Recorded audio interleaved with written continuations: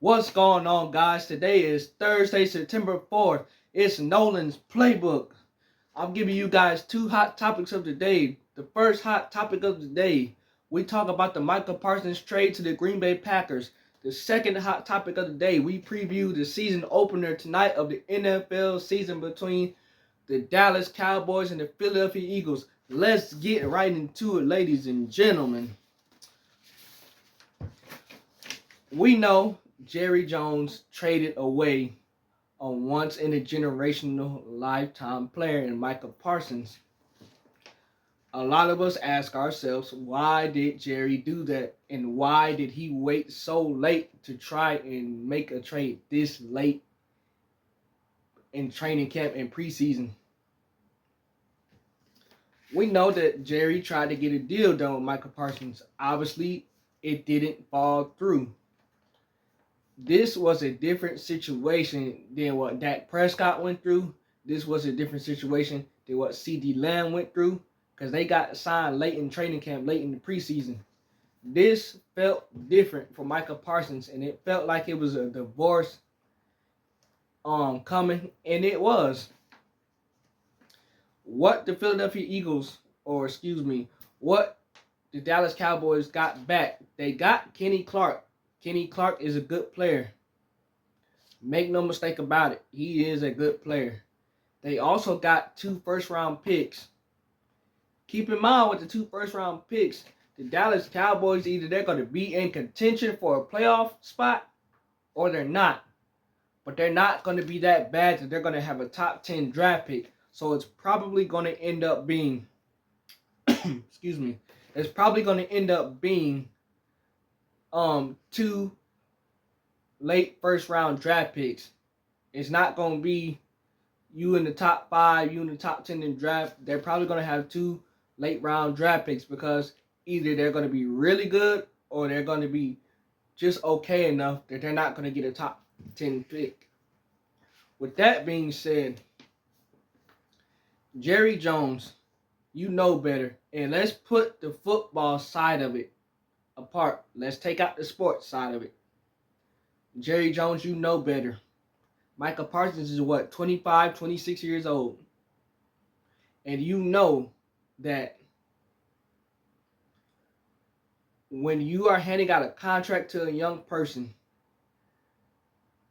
these young people are not going to read everything that contract says on that paper. That's what an agent is for. To go over with the player or who they're representing, with their client. The agent is going to read all that stuff. You have young people that will just sign anything and they don't read what the contract says. You have people that buy a house and they don't read into what it says on the sheet. Jerry Jones, you are 80-something years old. You are 80 years old. And you thought you had a deal with a 25, 26 years old because of a handshake without his agent being present, without his agent being involved. You tried to get a 25-year-old to sign a contract, and you thought you go on record and you say, oh, I thought I had a deal done with Micah. What? Micah said, let my agent handle it. And you still went out your way to try and go and not do it without Micah's agent. That's why this fell through. David Mulligetta is Micah Parsons' agent. We know that. David Mulligetta is a good agent. Jerry Jones goes on to say, oh, I would have made Micah Parsons the richest non-paid quarterback in NFL history. Why didn't you do that then? Why? Why didn't you do that then? You got the money. You could have did that. But instead, you felt like everything ran its course and you trade him. And right when you traded him, the Green Bay Packers, the same day you trade him, the Green Bay Packers give Micah Parsons a 4-year, $185 million extension. And you have people saying that Micah Parsons is not worth it. Micah Parsons is worth it. He is a hell of a defensive player. He is a once-in-a-generational lifetime player. He gives you fear. He gives quarterbacks fear like Lawrence Taylor did back in his day when he played. This is the biggest trade for the Dallas Cowboys. You got to say since Herschel Walker got traded, since they traded Herschel Walker. After they traded Herschel Walker, they went on to win championships. I don't see this Dallas Cowboy team winning a championship with trading away Micah Parsons. And then Jerry Jones goes on to say, oh, we got to stop the run. What do you think Micah Parsons was there for? To stop the run and sack the quarterback. No disrespect to Kenny Clark. Hell of a player. But he is not Micah Parsons. Where you could have just simply paid the man what he deserved. You tried to go behind his back and get him to shake on the deal without this man's agent being present. That's what an agent is for. And Jerry Jones, you are a businessman. Forget the football part of it. You are a businessman. You have made a lot of money for this Dallas Cowboys franchise. You are a billionaire. You know how to do business, Jerry Jones. You know how to do business. So for you to try and pull that, I wouldn't have wanted to be in Dallas either. And that's the exact reason why Micah Parsons requested the trade. And we all sat up here. And we was like, oh, Terry McLaurin, he requested the trade. Aiden Hutchinson, he requested the trade. We all knew that Terry McLaurin was going back to Washington. We all knew that Aiden Hutchinson was staying with the Cincinnati Bengals. When Micah Parsons requested the trade, this was very real. Because Jerry just kept being stuck in his ways and he kept being stubborn about the whole thing.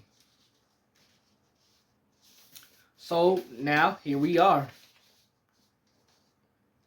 In Micah Parsons' first 4 seasons, he recorded double-digit sacks in his first 4 seasons.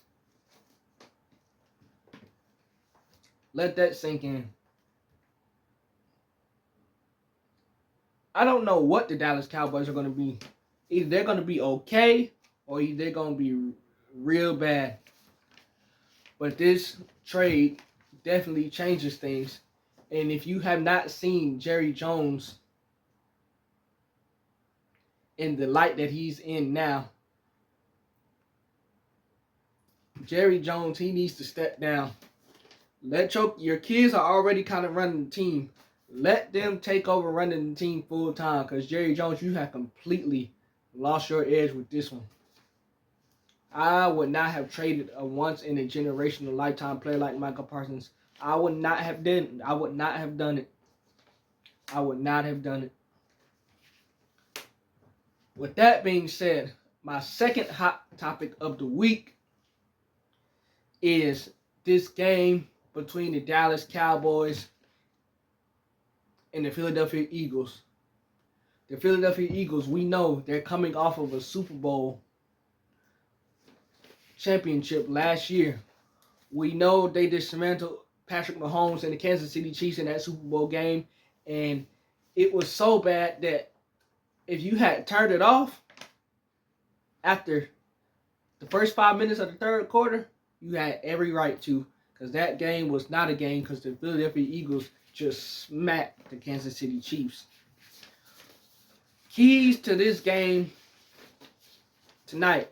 Jerry Jones says they need to stop the run. Obviously, we just went over. They don't have Micah Parsons, so it's going to be very hard to stop the run. The Eagles also have to deal with Saquon Barkley. Saquon Barkley, we know he made history last year. He reached over 2,000 yards. He had a hell of a historic season. That might not ever be done again.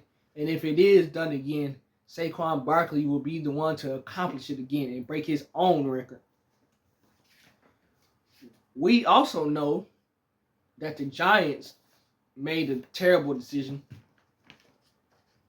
by trading Saquon Barkley to the Philadelphia Eagles. If you're the Giants, why do you trade a player to a divisional opponent in the same division that you are in. Now look at him. He says, Saquon Barkley says, okay, all right, you want to trade me? Okay, I got a chip on my shoulder. Let me go win the championship in my first year with my new team. And let me reach 2,000 yards, historic, in my first year with my first team. That was the chip on his shoulder. And he was the difference in what the Philadelphia Eagles did last year. All they needed was a solid running back. They had the wide receivers. All they needed was a solid running back. They got it. It was game over. Super Bowl championship. So the Dallas Cowboys, they need to try to stop Saquon Barkley in the run game. They also need to stop the pass game. The Jalen Hurts, Devontae Smith, the A.J. Browns, the Dallas Goddards, they got to stop the pass game. The only thing I would say to that is Jalen Hurts, I think it's for the sixth time in his 7th year, he has a new offensive coordinator. Last year, he had a new offensive coordinator. So, my thing with Jalen Hurts is, how is that going to play out? How is that going to play out? Now, you could say that this is nothing, but it is something. Now, the Philadelphia Eagles they are too good. Offensive coordinator shouldn't be a problem. It shouldn't be a problem. But when they had Brian Johnson as the offensive coordinator, it was a problem. It was a huge problem. And it was a huge red flag because they ended up getting exposed and they were one-dimensional on offense. So it was a huge problem. I don't worry about that for Jalen Hurts. He's got the hump off his back. He got the Super Bowl. I think he's going to be more relaxed. This Philadelphia Eagles team is trying to defend their Super Bowl. And they are saying, you know, we're not worried about trying to defend the title. They're not even coming out tonight to see the banner get raised. Philadelphia Eagles, all y'all need to do, this is the keys to the game. All y'all need to do is stop the Dallas Cowboys pass game. That's all they got. They don't have no run game. Just stop the pass game. They pass game. They got George Pickens. They got CeeDee Lamb. They got the playmakers. All y'all need to do is stop them defensively. Eagles.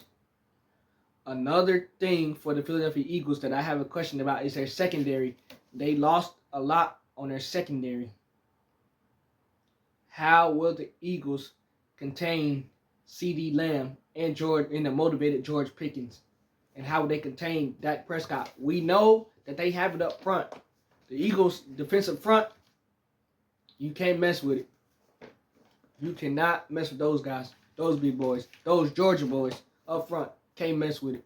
The secondary, I'm concerned.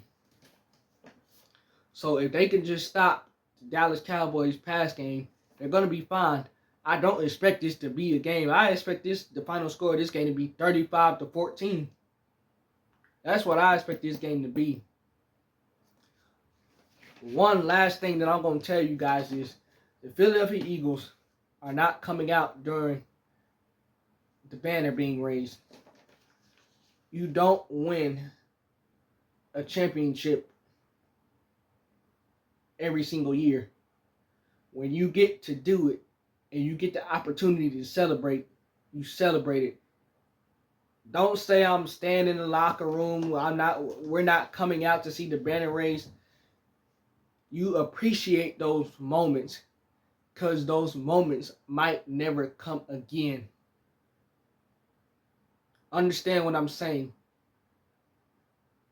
Those moments might never come again. So you appreciate the little things, you appreciate the big things, and the things that you accomplish in the World Championship, you celebrate that. Don't just, we're gonna move on. We're not focused on that. We're not trying to defend the title. Yes, you are trying to defend the title. Yes, you are.